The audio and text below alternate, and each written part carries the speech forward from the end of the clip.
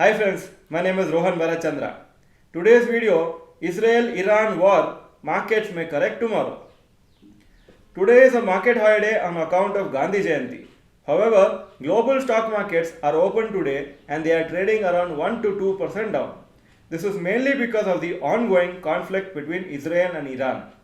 Israel had been attacking various countries which are aligned and supported by Iran. Yesterday, Iran launched hundreds of missiles on Israel.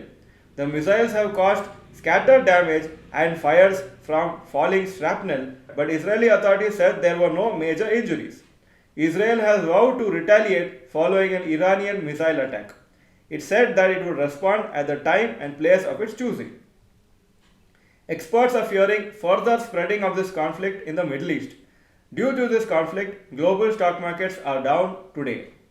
Global cues as of now when I am shooting the video: Hong Kong markets 3.06% up. This is because of the stimulus package in China. The markets are rallying from the last few days. It is unconnected to the global scenario right now. But Japanese markets 1.69% down. Germany 0.58% down. This is as on yesterday, because as of now when I am shooting the video, the German markets are not yet open.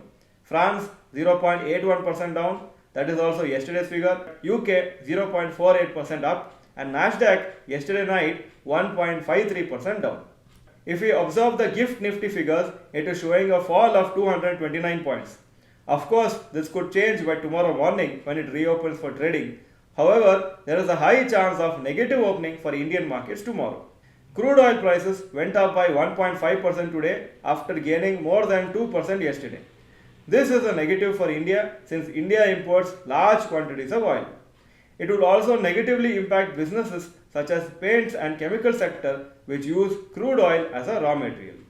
In the coming days, Israel is likely to retaliate and hence this conflict may not end very soon.